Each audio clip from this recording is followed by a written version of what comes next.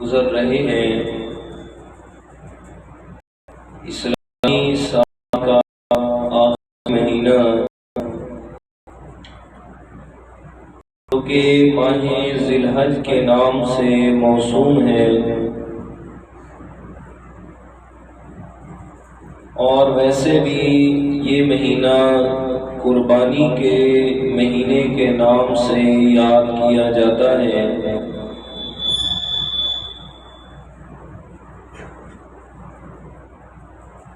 ایک تو وہ قربانی جو عام فہم ہے، یعنی جو سیدنا حضرت ابراہیم علیہ السلام کی سنت اور اس کا طریقہ سمجھ کر ادا کی جاتی ہے، اور دوسری طرف یقیناً یہ مہینہ قربانیوں والا مہینہ ہے کہ اس مہینہ کی 18 تاریخ کو خلیفہ سوم دوہرے داماد پیغمبر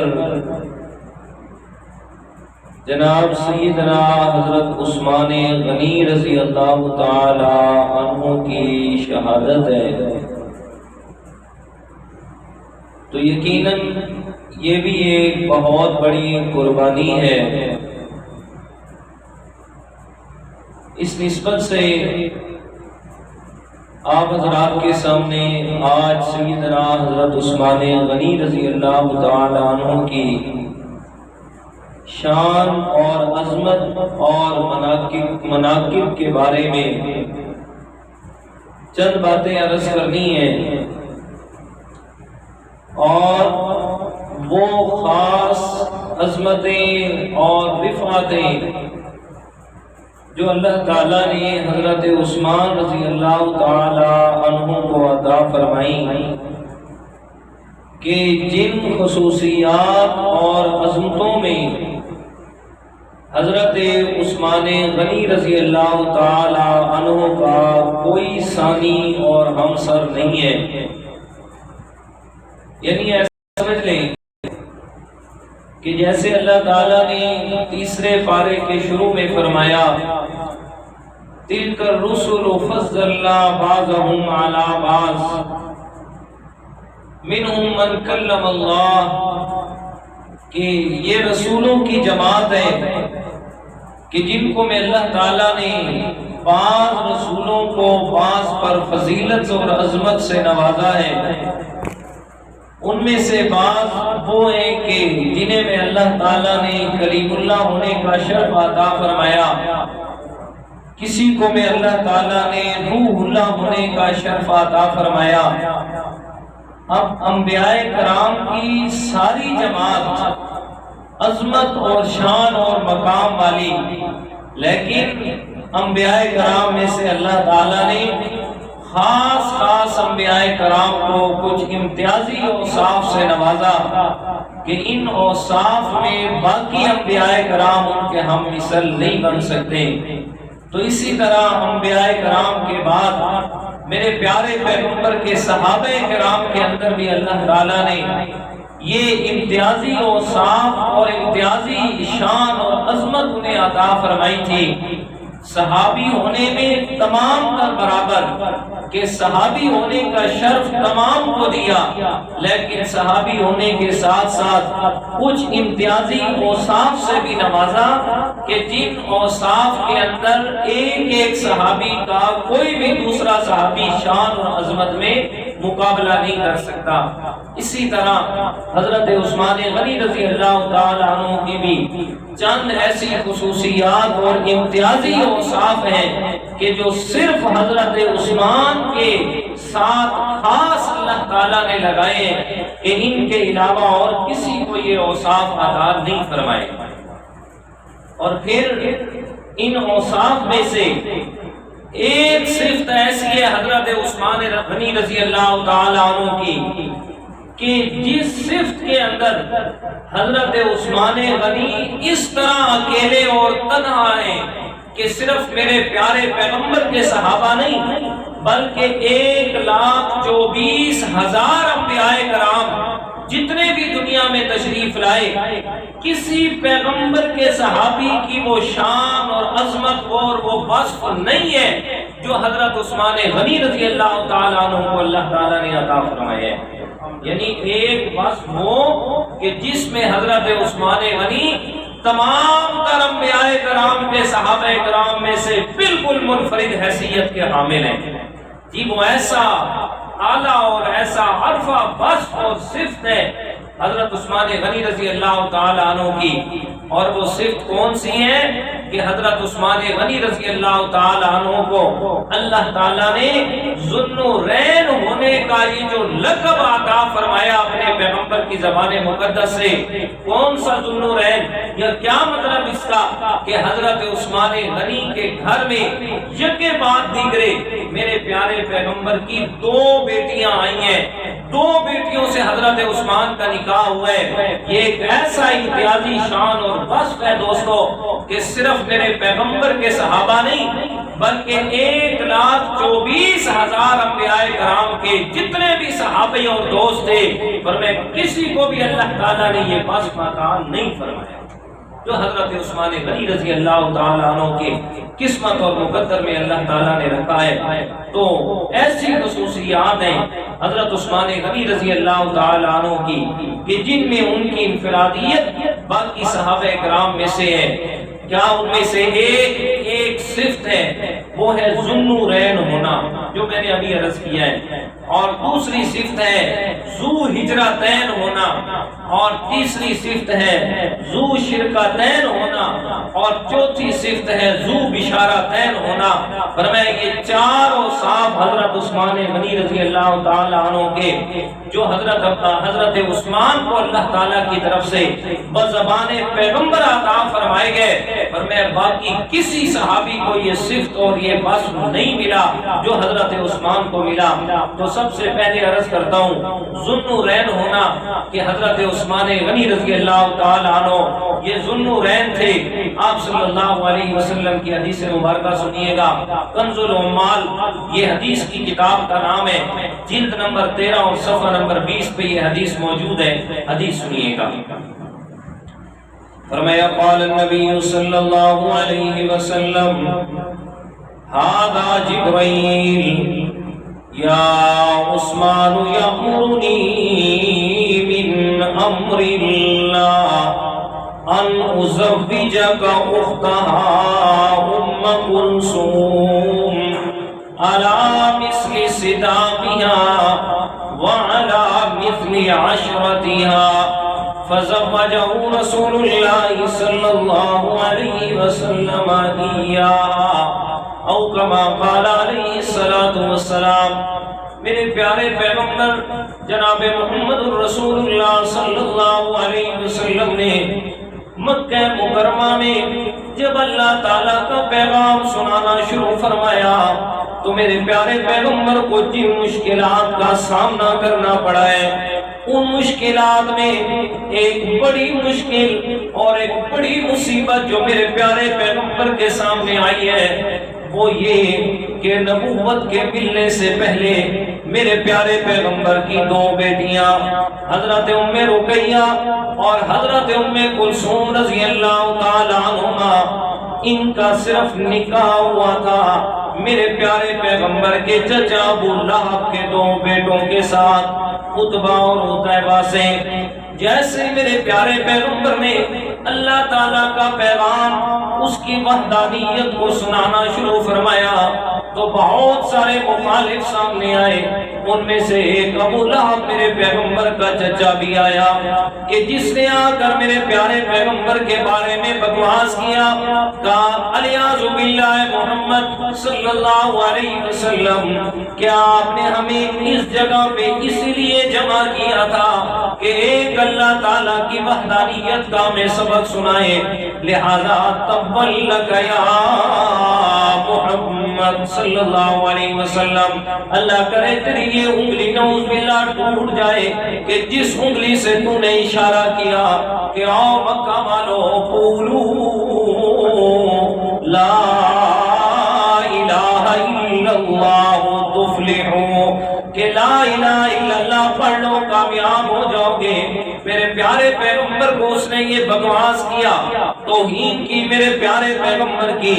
اللہ تعالیٰ نے فرمایا میرے سونے مدنی کریم پریشان نہیں ہونا، آپ نے 40 سال کا عرصہ میں گزارا ہے، یہ لوگ آپ کو صادق بھی کہنے والے، امین بھی کہنے والے، آپ کی ذات سے انہیں کوئی اختلاف نہیں ہے، لیکن جب آپ نے اللہ تعالیٰ کا پیغام سنانا شروع کیا تبھی ان لوگوں نے آپ کی دشمنی اور مخالفت شروع کی ہے اور اس مخالفت میں آپ کی توہین کی، لہذا جواب آپ نے نہیں دینا، جواب میں اللہ تعالیٰ خود ارشاد فرماؤں گا۔ اللہ تعالیٰ نے جواب میں سورۃ تبت یدا نازل فرمائی اور فرمایا میرے پیارے پیغمبر انہوں نے آپ کی ایک انگلی کا نام لیا، میں اللہ تعالیٰ نے کیا فرمایا؟ فرمایا تبت یدا ابی لہب وتب ما اغنى عنه ماله وما كسب سيصلى نارا ذات لهب وامرأته حمالة الحطب في جيدها حبل من مسد۔ فرمایا اس نے ایک انگلی کا نام لیا، کہتے ایک انگلی تیری ہے محمد صلی اللہ علیہ وسلم علیہ باللہ ہلاک ہو جائے۔ اللہ تعالیٰ فرماتے تبت یدا ابی لہب و تب، فرمایا ابو لہب کے دونوں ہاتھ ہلاک ہو جائے اور وہ خود بھی ہلاک ہو جائے۔ ہوتا کون ہے میرے پیارے پیغمبر کی اس انگلی کا نام لینے والا جس کے اندر میں اللہ تعالیٰ نے وہ شان اور عظمت بنائی ہے کہ میرے پیارے پیغمبر وہ شہادت کی انگلی زمین پہ بیٹھ کے آسمان کی طرف کرتے ہیں، میں رب چاند کو دو ٹکڑے کر کے رکھ دیتا ہوں۔ فرمایا یہ میں نے شان اور عظمت بنائی ہے، فرمایا یہ اس انگلی کا نام لے، میں اللہ تعالیٰ نے اس کو برباد کیا اور اس کے دونوں ہاتھوں کو بھی تباہ کر دیا۔ بہرحال یہاں سے یہ واپس کر کے ابو لہب جا کے اپنے بیٹوں کو کہتا ہے اے عتبہ اے عتیبہ، میں اس وقت تک تمہارے ساتھ کلام نہیں کروں گا، اس وقت تک میں نے تمہارے ساتھ تعلق نہیں رکھنا ہے کہ جب تک جا کے اللہ کے پیغمبر کی دونوں بیٹیوں کو طلاق نہ دے کے آ جاؤ۔ اور میرے دوستوں اور بیٹیوں والوں، ذرا اپنے دل پہ ہاتھ رکھو، تمہیں خیال آئے کہ میرے پیارے پیغمبر نے کس قدر یہ تکالیف سہی ہے، کتنی بڑی تکلیف والد کے لیے کہ غیر قصور کے جب اس کی بیٹی ہو جائے تو والد کے دل پہ کیا گزرتی ہے۔ یہ دونوں عتبہ اور عتیبہ ان میں سے ایک تو آیا آ کے میرے پیارے پیغمبر کے سامنے بڑے ادب سے آ کے کہتا ہے اے محمد میں اپنے والد کے ہاتھوں مجبور ہوں، لہذا میں تیری بیٹی کو طلاق دیتا ہوں۔ اور دوسرا آیا کہ میرے پیارے پیغمبر کے سامنے بدتمیزی بھی کی، آ کے میرے پیارے پیغمبر کے چہرے پہ اس منحوس نے تھوک بھی ڈالا اور کہتا ہے یاد رکھے محمد صلی اللہ علیہ وسلم میں نے تیری بیٹی کو طلاق دے دی ہے۔ میرے پیارے پیغمبر کا دل اتنا دکھا، اتنا دل دکھا، اتنا میرے پیارے پیغمبر کو تکلیف اور اتنی میرے پیغمبر کو پریشانی آئی ہے کہ جب بیٹی کو طلاق ہوئی ہے اور پھر اس منحوس کی اس نحوست والے الفاظ سے کہ میرے پیارے پیغمبر نے اس کے لیے بد دعا کے لیے ہاتھ اٹھا دیے، فرمایا اللہم سلط علیہم من کلاب اللہ القلب او کما قال، مولا میں تجھ سے دعا کرتا ہوں اس نے میری بیٹیوں کو طلاق دے کے وہ جو میرے دل کو تکلیف پہنچائی ہے، یا اللہ میں دعا کرتا ہوں اپنے کتوں میں سے اس پر اپنا کوئی کتا مسلط کر دے۔ فرمایا میرے دوستوں بیٹیوں کا دکھ کتنا ہے، میرے پیارے پیغمبر کی بیٹیوں کو طلاق ہوئی ہے تو کس وجہ سے ہوئی ہے کہ میرے پیارے پیغمبر نے مکہ والوں کو وہ جو ان کی ہدایت اور ان کی کامیابی کا سبق دیا، فرمایا کتنے بے عقل اور احمق لوگ تھے، چاہیے تو تھا میرے پیارے پیغمبر کے راستے میں آنکھیں بچھاتے، میرے پیارے پیغمبر کا عزت اور احترام اور زیادہ کرتے کہ آپ علیہ السلام انہیں وہ جو پیغام سنا رہے ہیں ساتھ میں بشارت بھی دے رہے ہیں، میری بات مان جاؤ گے تو تطیعوا العرب والعجم، ساری دنیا کائنات میں تمہاری بادشاہت ہو جائے گی۔ لیکن افسوس اس بات پہ کتنے احمق اور بے وقوف تھے، بجائے ماننے کے میرے پیغمبر کا انکار بھی کیا، صرف انکار نہیں بلکہ تکلیفیں اور زیادہ دی ہیں۔ بہرحال میرے پیارے پیغمبر کی یہ دو بیٹیوں کو طلاق ہوئی ہے، اس کے بعد میرے پیارے پیغمبر انتہائی دکھ اور تکلیف میں ہر وقت پریشانی کا عالم ہے۔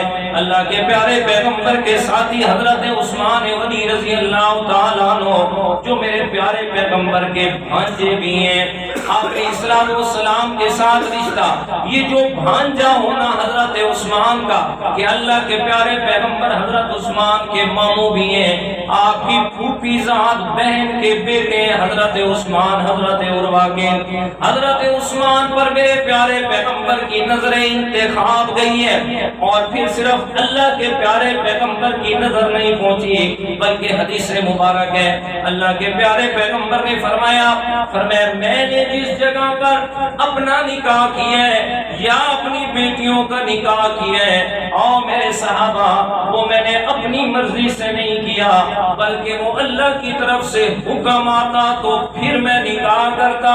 فرمایا یہ اللہ تعالیٰ کی طرف سے یہ خاص انتخاب حضرت عثمان کو ملا۔ فرمایا میرے پیارے پیغمبر پریشان نہ ہو اور اپنی بیٹی حضرت ام رقیہ کا نکاح حضرت عثمان سے فرما دے۔ حضرت عثمان سے نکاح ہو گیا۔ بڑی خوش قسمتی ملی کہ داماد پیغمبر کا لقب مل گیا۔ لوگ کہتے ہیں وہ اللہ کے پیغمبر کا داماد آ رہا ہے۔ اللہ تعالیٰ کا کرنا، حضرت ام رقیہ بھی فوت ہو گئی ہیں۔ جیسے ہی فوت ہوئی حضرت عثمان پریشان رہنے لگے۔ اس پریشانی کے عالم میں یہ حدیث مبارکہ جو میں نے ابھی پڑھی ہے، اللہ کے پیارے پیغمبر فرماتے ہیں ہذا جبرائیل، فرمایا او میرے صحابہ یہ میرے پاس جبرائیل علیہ السلام آئے ہوئے ہیں اور کیا کہتے ہیں یا عثمان یأمرنی من امر اللہ ان ازوجک اختہا ام کلثوم، فرمایا اور اللہ تعالیٰ کا حکم لے کے آئے ہیں میرے پاس کہ میرے پیارے پیغمبر اسی عثمان کے ساتھ حضرت ام کلثوم کا بھی نکاح پڑھوا دیں۔ سبحان اللہ۔ یہ دوسری بیٹی کا نکاح حضرت عثمان سے ہو رہا ہے۔ حضرت عثمان سے دو بیٹیوں کا نکاح، اس لیے آپ کا لقب پڑا ہے ذوالنورین، دو نوروں والا، دو بیٹیوں والا، یعنی اللہ کے پیارے پیغمبر کی دو بیٹیاں حضرت عثمان کے نکاح میں آئی ہیں۔ پھر اللہ تعالیٰ کا کرنا حضرت ام کلثوم بھی فوت ہو گئی ہیں۔ جب فوت ہوئی ہیں حضرت عثمان بڑے پریشان، اتنے افسردہ رہنے لگے کہ اللہ کے پیارے پیغمبر نے ایک دن بلایا حضرت عثمان کو اور فرمایا عثمان اللہ تعالیٰ کی طرف سے فیصلے ہیں، یار کیوں اتنا زیادہ پریشان رہتے ہیں؟ حضرت عثمان عرض کرتے ہیں یا رسول اللہ زندگی موت تو میرے رب کے ہاتھ میں ہے، مرنا تو ہر ایک نے ہے، پریشانی اس بات کی نہیں ہے بلکہ پریشانی اس بات کی ہے کہ پہلے لوگ جب بھی مجھے دیکھتے تو کہتے یہ اللہ کے پیغمبر کا داماد آ رہا ہے، اب یہ رشتہ ختم ہو گیا، اب یہ رشتہ دامادی والا ختم ہے، یہ نسبت ختم ہے۔ اب سنیے گا میرے دوستو اللہ کے پیارے پیغمبر نے کیا فرمایا ہے؟ فرمایا عثمان والذی نفسی بیدہ لو ان عندی مئۃ بنت تموت واحدۃ بعد واحدۃ زوجتک اخرى حتی لا يبقى من المئۃ شیء ھذا جبرائیل او کما قال علیہ الصلوۃ والسلام۔ فرماتے ہیں عثمان میں پیغمبر کو اس ذات کی قسم ہے جس کے قبضے قدرت میں میری جان ہے، اگر میری 100 بیٹیاں بھی ہوتی نا تو میں وہ ساری کی ساری یکے بعد دیگرے تیرے نکاح میں دیتا جاتا۔ جی اور یہاں ایک بات کہوں، توجہ ہوگی تو سمجھ آئے گی جی، اور اگر سمجھ آئے نا تو پھر سبحان اللہ سے تو جوسی نہیں کرنی۔ اور میرے دوستو یہ بات یہ جو میرے پیارے پیغمبر نے فرمائی ہے کہ اگر میری 100 بیٹیاں ہوتی تو میں وہ یکے بعد دیگرے تیرے نکاح میں دیتا جاتا۔ عثمان فرمایا یہ بات وہی سسر کہہ سکتا ہے، یہ بات اپنے داماد کے بارے میں صرف وہی سسر کہہ سکتا ہے کہ جس کے داماد نے اپنے سسر کے دل کو ٹھنڈا کیا ہو، جس نے دل کو ٹھنڈا نہ کیا ہو، جس نے بیٹی کو ستایا ہو، ظلم کیا ہو، تو کبھی بھی وہ سسر دوسری بیٹی کا سوچے گا نہیں جی۔ تو جس نے سسر کے دل میں ٹھنڈ ڈالی ہے وہی کہہ رہا ہے نا عثمان تجھے 100 بیٹیاں بھی دے دیتا۔ تو یہ ایک صفت حضرت عثمان کی ذوالنورین ہونا، دو بیٹی کا۔ آج تو بکواس کرنے والے پتہ نہیں کیا کیا کرتے ہیں، شرم بھی نہیں آتی خدا کی قسم۔ ہمیں تو ان کے بکواس اس منبر رسول پہ نقل کرتے ہوئے بھی شرم آتے ہیں۔ جو حضرت عثمان کے بارے میں بکواس کر رہے تھے۔ کوئی کہہ رہے کہ حضرت عثمان خائن تھا، نعوذ باللہ۔ کوئی یہاں تک بکواس کر رہا ہے کہ جی نعوذ باللہ من ذالک، نعوذ باللہ من ذالک۔ اللہ تعالیٰ معاف فرمائے کہ حضرت عثمان نے اپنی بیوی کے فوت ہونے کے بعد اس سے ہم بستری کی۔ جی یہاں تک بکواس کرنے والے کر گئے، اور یار خدا کا خوف نہیں آیا تمہیں، شرم تک نہیں آئی کہ پیغمبر کی بیٹی کے بارے میں یہ بکواس کر رہی ہیں؟ اور کبھی اپنی بیٹی کے بارے میں سوچو تو صحیح نا، تمہیں پتہ چلے۔ اچھا تو پہلی دوہری صفت ذوالنورین ہونا، اور دوسری امتیازی اوصاف میں سے دوسرا وصف، دوسری دوہری خوبی حضرت عثمان کی ذو ہجرتین ہونا، کہ حضرت عثمان غنی رضی اللہ تعالیٰ عنہ نے اللہ تعالیٰ کے راستے میں 2 دفعہ ہجرت فرمائی ہے۔ پہلی دفعہ جب حبشہ کی طرف ہجرت ہو رہی ہے، حضرت عثمان رضی اللہ تعالیٰ عنہ اپنی بیوی سمیت ہجرت فرما کے جا رہے ہیں حبشہ کی طرف۔ اللہ تعالیٰ کے پیارے پیغمبر نے فرمایا حضرت ابراہیم علیہ السلام اور حضرت لوط علیہ السلام کے بعد حضرت عثمان وہ میرے پہلے آدمی ہے کہ جنہوں نے اللہ تعالیٰ کے راستے میں اپنی بیوی سمیت ہجرت فرمائی ہے، اور دوسری مرتبہ ہجرت فرمائی مدینہ شریف کی طرف، یعنی آپ ذو ہجرتین ہیں کہ اللہ کے راستے میں 2 دفعہ ہجرت فرمائی حضرت عثمان نے۔ اور تیسری بڑی ایسی صفت کہ جو صرف حضرت عثمان کے ساتھ خاص ہے، وہ ہے ذو بشارتین، کہ 2 دفعہ اللہ تعالیٰ کے پیارے پیغمبر نے حضرت عثمان کو جنت کی خوشخبری عطا فرمائی ہے۔ وہ تو الگ سے ہے نا، وہ جو مشکوٰۃ شریف اور ترمذی شریف کی حدیث ہے کہ وہ جو 10 مبشرہ صحابہ کرام کہ جنہیں اللہ تعالیٰ کے پیارے پیغمبر نے ایک ہی محفل میں نام لے لے کے فرمایا ابو بکر فی الجنہ، عمر فی الجنہ، عثمان فی الجنہ، علی فی الجنہ، عبد الرحمن فی الجنہ، یہ جو 10 صحابہ کرام یہ تو الگ سے خصوصیت ہے، لیکن یہ خصوصیت کہ حضرت عثمان کا نام لے کے خاص اوصاف میں ذکر فرمایا، 2 دفعہ جنت کی بشارت ملی ہے حضرت عثمان غنی رضی اللہ تعالیٰ عنہ کو۔ فرمایا وہ کون سی 2 درجیں؟ ان میں سے ایک ہے اللہ تعالیٰ کے پیارے پیغمبر نے فرمایا من یشتری بکات آل فلان فیزیدها فی المسجد بخیر له منها فی الجنہ۔ مشکوٰۃ شریف میں کما قال علیہ السلام، مسجد نبی کی جگہ تھوڑی بڑھ گئی، تعداد زیادہ ہو گئی، اللہ تعالیٰ کے پیارے پیغمبر نے فرمایا یہ جو ساتھ میں فلاں آدمی کی جگہ کا ٹکڑا ہے، کون ایسا خوش نصیب انسان جو اس جگہ کو خرید کے مسجد کے لیے وقف کر دے، میں پیغمبر اس کو نقد جنت کی بشارت عطا کرتا ہوں۔ اسی وقت حضرت عثمان اٹھے ہیں اور جا کے اس آدمی سے بات کی اور جناب اس کا مول خرید ساری چیز کر کے وہ جگہ لے کے اللہ کے پیارے پیغمبر کے سامنے آ کے کہتے ہیں یا رسول اللہ یہ جگہ بھی خرید لی عثمان نے، اور اللہ کی رضا کے لیے میں اس کو مسجد کے لیے وقف کر رہا ہوں۔ میرے پیارے پیغمبر نے فرمایا فَيَزِيدُهَا فِي الْمَسْجِدِ بِخَيْرٍ لَهُ مِنْهَا فِي الْجَنَّةِ، فرمایا عثمان اس جگہ سے بھی اعلیٰ جگہ میں تجھے جنت میں لے کے دوں گا۔ تو یہ بشارت عطا فرمائی جنت کی۔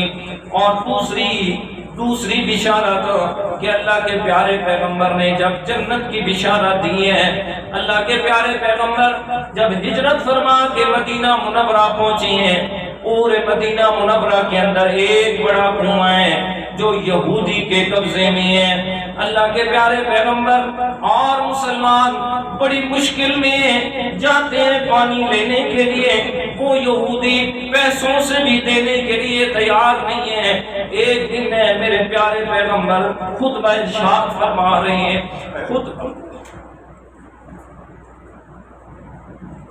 خطبہ ارشاد فرما رہے ہیں، اور خطبے کے اندر میرے پیارے پیغمبر کو اتنی پیاس لگی ہے کہ اللہ کے پیارے پیغمبر نے فرمایا کون ہے ایسا آدمی، کون ہے خوش نصیب انسان جو جائے نہ اس کنویں سے میرے لیے پانی لے آئے اور مسلمانوں کے لیے پانی کا بندوبست کر دے اور مجھ سے جنت کی بشارت حاصل کرے۔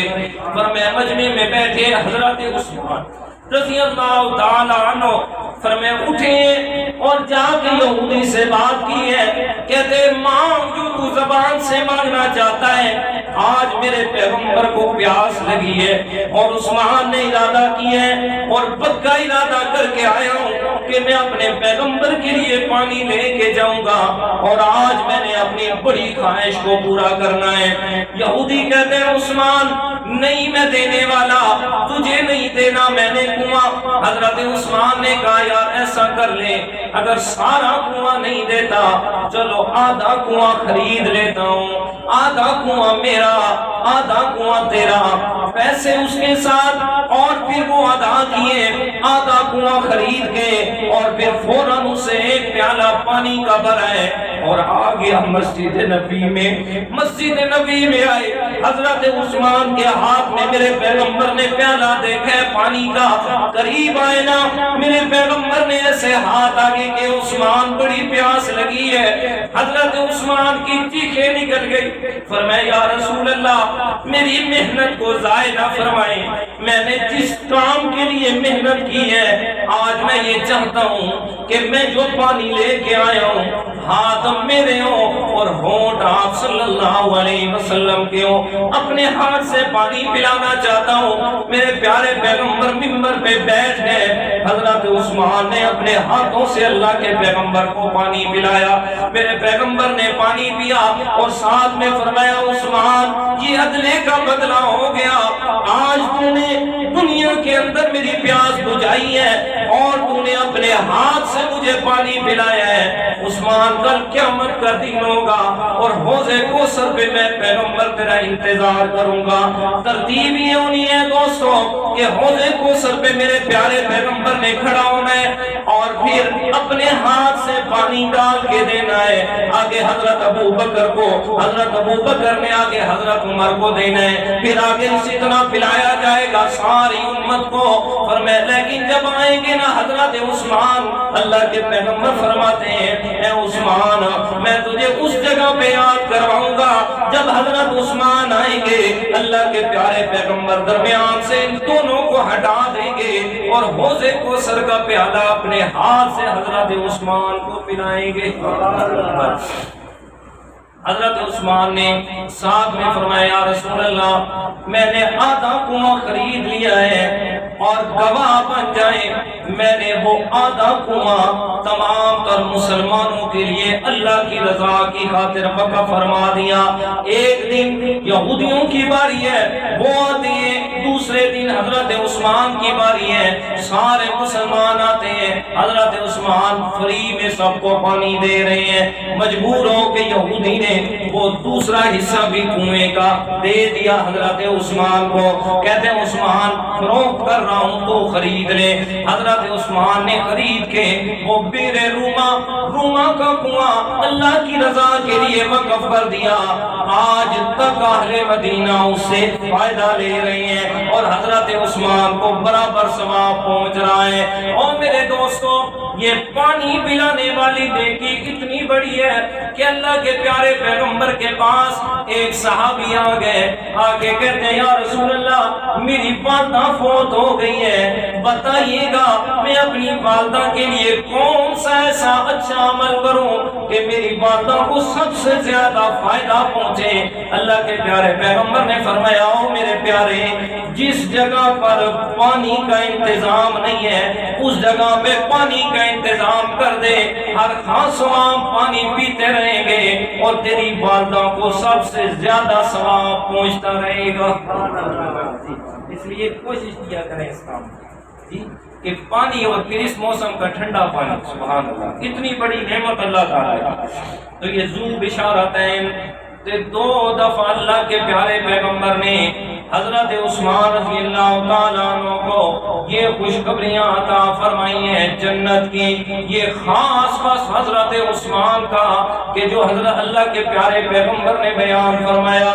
اور پھر اللہ کے پیارے پیغمبر راضی تو اپنے سارے صحابہ کرام سے تھے، لیکن جو خاص رضا کا اعلان حضرت عثمان کے لیے فرمایا ہے، یقین جانے انسان حیران ہو جاتا ہے کہ اللہ کے پیارے پیغمبر کا کتنا پیار اور محبت تھی حضرت عثمان سے، اور حضرت عثمان کا کتنا پیار تھا اللہ تعالیٰ کے پیارے پیغمبر سے۔ ایک دن ایسا ہوا کہ میرے پیارے پیغمبر گھر میں آئے ہیں، 4 دن گزر گئے، گھر میں کھانے پینے کی کوئی چیز نہیں ہے۔ چوتھا دن میرے پیارے پیغمبر آئے، آگے حضرت عائشہ سے پوچھتے ہیں، میری پیاری عائشہ بتا گھر میں کوئی کھانے کی چیز ہے؟ فرمایا یا رسول اللہ کچھ بھی نہیں ہے۔ اللہ کے پیارے پیغمبر نے مسجد میں تشریف لے گئے، جا کے اللہ تعالیٰ کے سامنے عبادت شروع فرما دی۔ حضرت عائشہ فرماتی ہیں دروازے پہ دستک ہوئی ہے، میں نے پوچھا کون ہے؟ آگے سے جواب آیا اماں جی میں حضرت عثمان ہوں، آپ کا حال حوال پوچھنے کے لیے آیا ہوں۔ حضرت عائشہ فرماتی ہیں میں سمجھ گئی کہ اللہ تعالیٰ کے پیارے پیغمبر کی دعا کا ثمرہ بن کے آئے حضرت عثمان۔ میں نے عرض کی عثمان بیٹا اور تو سب خیریت ہے، 4 دن ہو گئے ہیں لیکن گھر میں کھانے پینے کی کوئی چیز نہیں ہے۔ اللہ کے پیارے پیغمبر بھی بڑی سخت بھوک کے اندر وقت گزار رہے ہیں۔ حضرت عثمان فوراً سے واپس گئے، جا کے خردونوش کھانے پینا کے سامان اٹھایا ہے، اور ساتھ میں جلدی جلدی ایک بکری کا بچہ جسے ہم پٹھورا کہتے ہیں اس کو ذبح کیا، اور ذبح کر کے اور گوشت کو بھونا، بھون کے فوراً آئے اور آ کر یہ ساری چیز حضرت ام عائشہ کے حوالے کی، اور ساتھ میں فرمایا اماں جی میں تمہیں اس رب کا نام دے کے کہتا ہوں جس نے ہمیں پیدا فرمایا ہے کہ اللہ کا نام مانے، کہ جب بھی اگر کوئی ایسی حالت ہو اور کسی کو نہیں تو عثمان کو ضرور بتایا کریں۔ عثمان کے گھر میں دولت کے انبار ہو کہ اللہ کے پیارے پیغمبر فاقوں میں گزار رہے ہو، میری دولت کا کیا فائدہ ہے؟ حضرت عثمان چلے گئے، اللہ کے پیارے پیغمبر مسجد نبی سے گھر آئے، فرمایا کیا دیکھتے ہیں گھر میں اتنی چیزیں ہیں؟ پوچھتے ہیں عائشہ یہ کہاں سے آئی ہیں؟ فرماتے ہیں یا رسول اللہ حضرت عثمان یہ سارا کچھ دے کے گئے ہیں۔ اللہ کے پیارے پیغمبر نے کھایا پیا کچھ نہیں اور ادھر سے ہی فوراً واپس مسجد نبی میں چلے گئے۔ حضرت عائشہ فرماتی ہیں مجھے اس بات کا ڈر ہو گیا کہ اللہ کے پیغمبر ناراض تو نہیں ہو گئے کہ کیوں آپ نے حضرت عثمان کو بتائے، لیکن فرمایا جب میں نے دیکھا نا اللہ کے پیارے پیغمبر کی حالت کو کہ میرے پیارے پیغمبر سجدے میں ہیں اور آواز سے دعا فرما رہے ہیں، فرماتے ہیں اللہم انی قد رضیت عن عثمان فرض عنہ، اللہم انی قد رضیت عن عثمان فرض عنہ۔ مولا عثمان وہ میرا صحابی ہے، میں پیغمبر اس سے زمین پہ راضی ہو گیا تو عرش بری پہ راضی ہو جا۔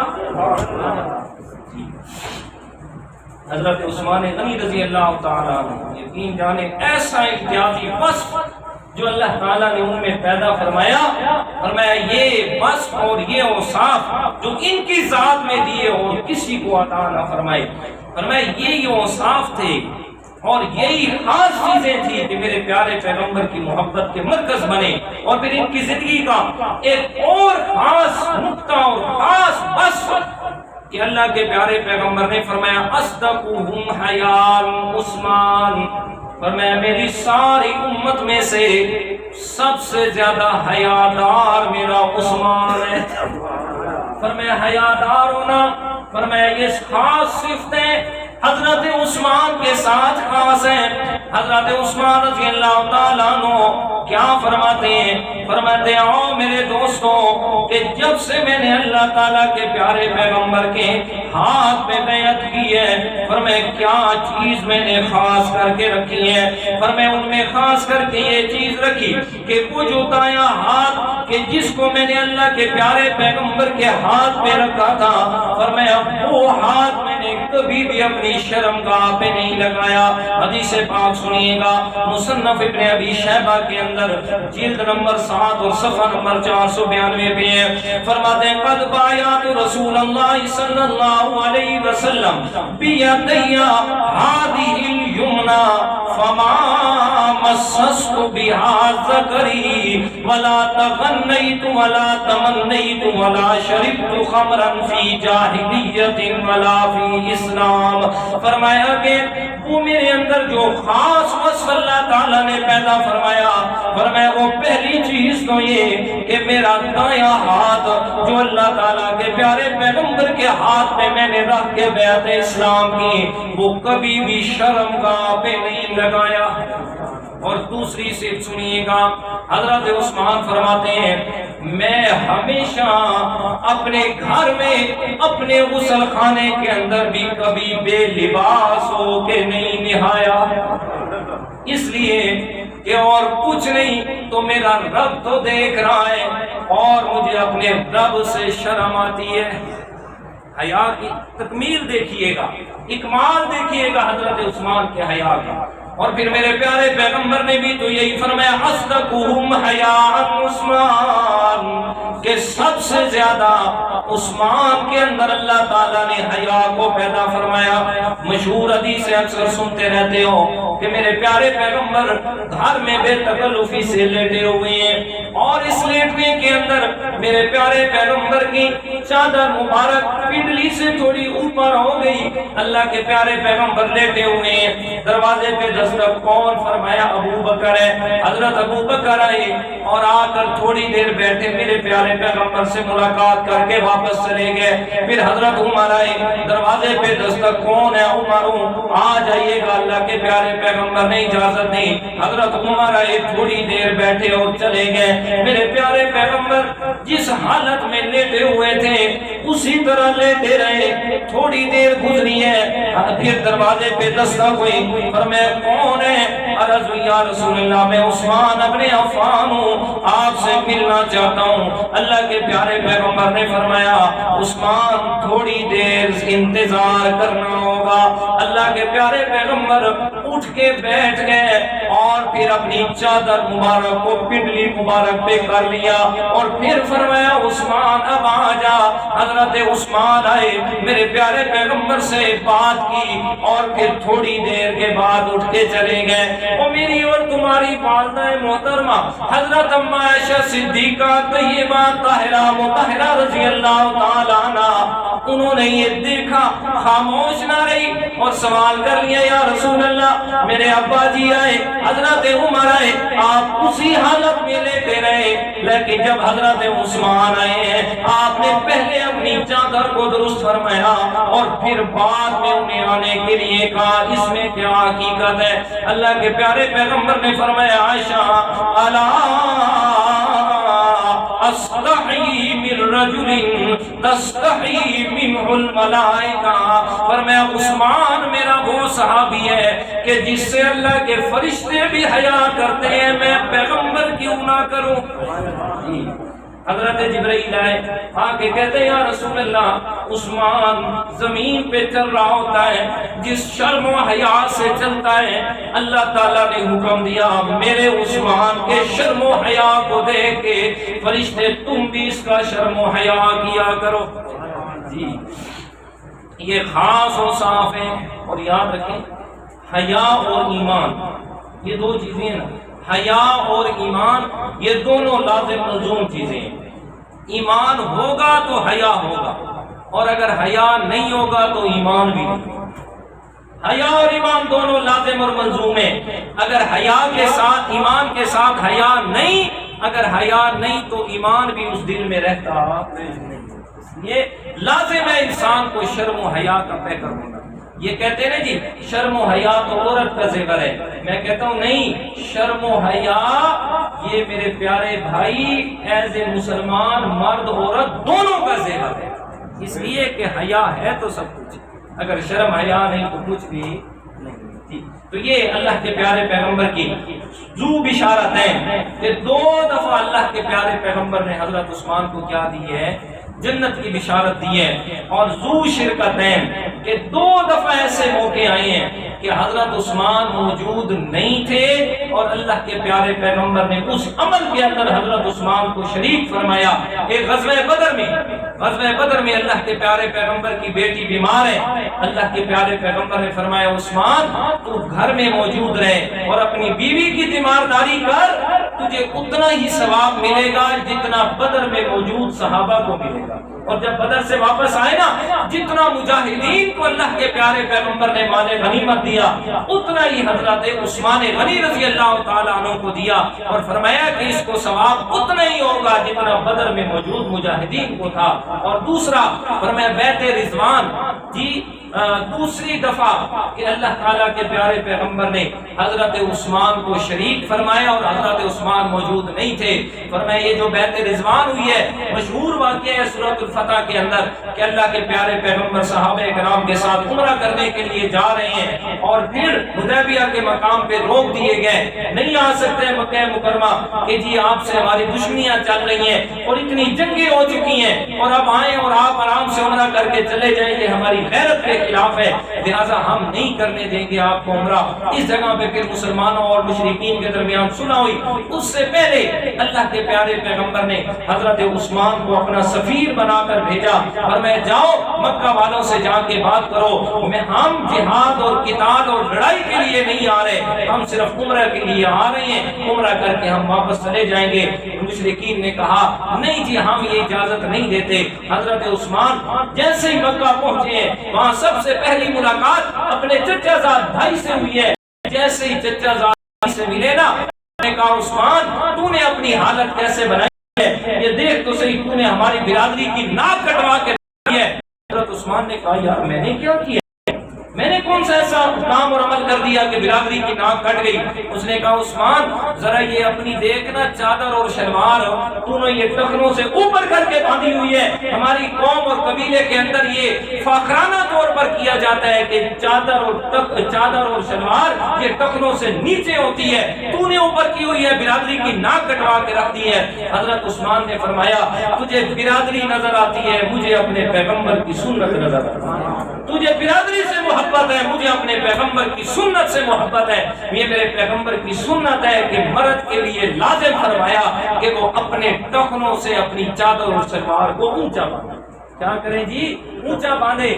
اور بھی سن لے فرمایا کہ اس آدمی پر اللہ تعالیٰ کی لعنت برستی رہتی ہے، اس مرد پر جو اپنی چادر اور شلوار کو ٹخنوں سے نیچے رکھتا ہے، اور اس عورت پر اللہ کی لعنت برستی رہتی ہے جو اپنی شلوار کو ٹخنوں سے اوپر رکھتی ہے۔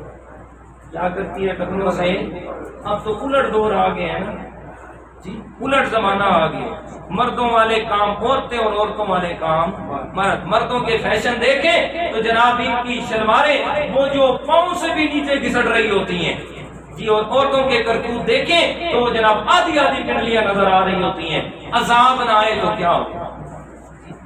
پھر اس بات پر تو کوئی ایک جگہ بات ہو رہی تھی ایسے، تو ایک اللہ تعالیٰ کا بندہ تھا، بڑا پڑھا لکھا تھا، وہ کہتے ہیں جی یہ کیا ہے، اگر شلوار کو آپ اونچا کر لیں گے، اگر سردی ہیں اور آپ نے جرابیں پہنی ہوئی، سوکس پہنی ہوئی ہیں، جرابیں پہنی ہوئی ہیں، تو پھر جرابوں سے بھی تو آپ کے ٹخنے ڈھک جائیں گے، تو پھر ایسا کریں کہ جراب اور ٹخنوں والی جگہوں پر کاٹ لیں۔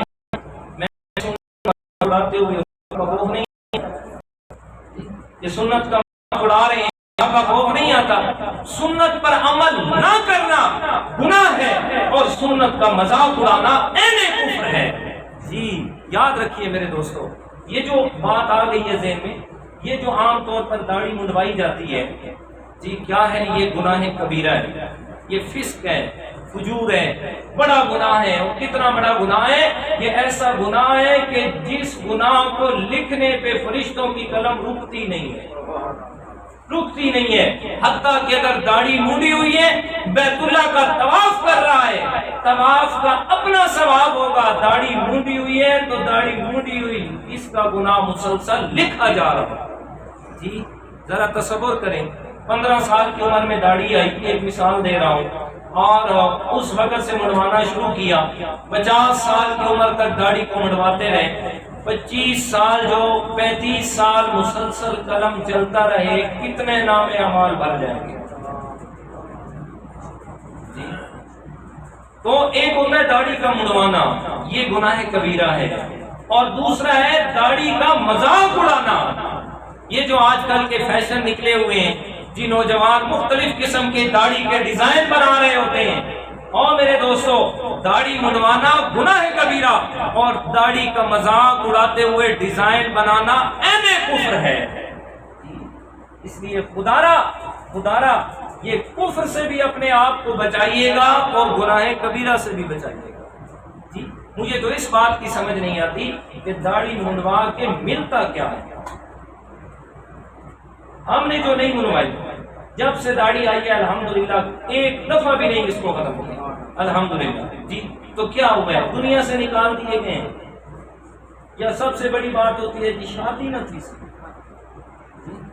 شادی نہیں ہوگی۔ میں نے تو آج تک نہیں دیکھا کہ کوئی داڑھی والا شادی کے بغیر جو ہے وہ 70 سال کو پہنچ گیا ہو۔ جی آپ نے اگر کوئی دیکھا ہے تو وہ بتا دیں تاکہ پتہ چل جائے۔ یہاں لوگ تو اپنی بیٹیوں کو اٹھائے ہوئے پھر رہے ہوتے ہیں ہاتھوں پہ، استاد جی کوئی حافظ عالم قاری ہوگے تاسا اپنی بچی کا نکاح پڑھا راستے تیار۔ جی یہ میرے پیغمبر کی سنت کی برکت ہے حاجی صاحب۔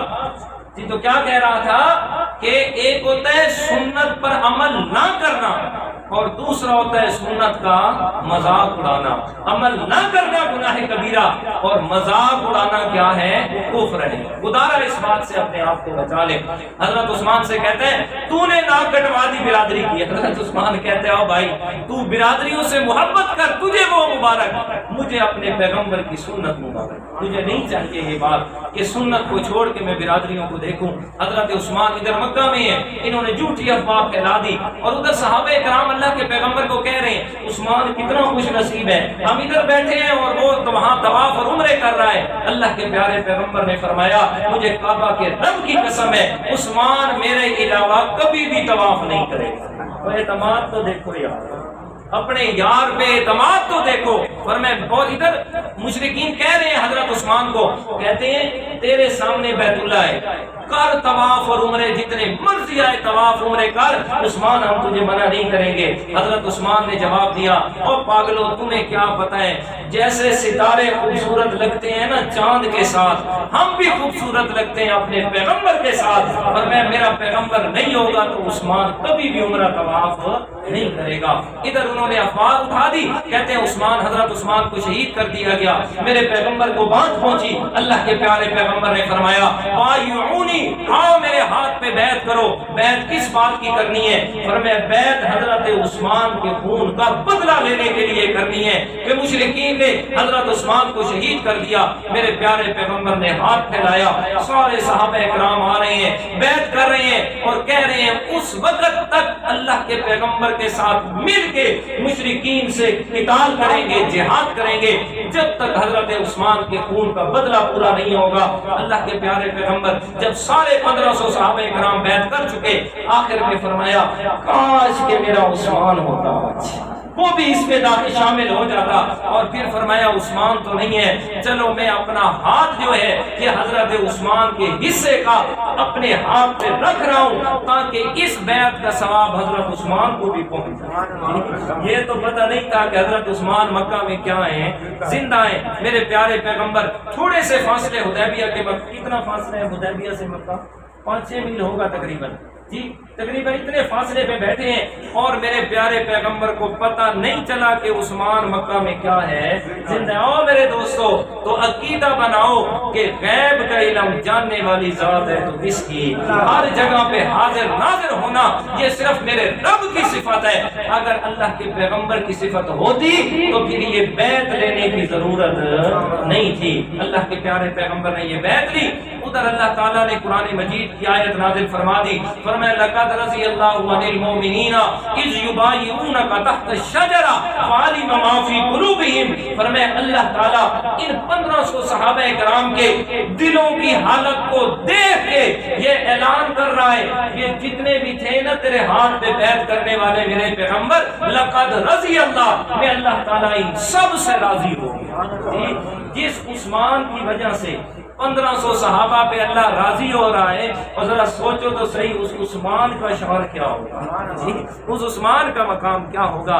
بہرحال یہ چند امتیازی اوصاف تھے جو میں نے آپ کے سامنے عرض کیے، مگر نہ حضرت عثمان کی سیرت تو بڑی باکمال اور بڑی بااثر، اور اس حد تک اللہ تعالیٰ نے اوصاف سے نوازا کہ وہ بیان کرنا ہی ہمارے بس اور طاقت میں نہیں۔ انشاءاللہ اس سے آگے حضرت عثمان غنی رضی اللہ تعالیٰ عنہ کی زندگی کی چند ایک اور خاص باتیں اور ان کی خلافت اور پھر ان کی شہادت، یہ اگلے جمعے پہ عرض کروں گا۔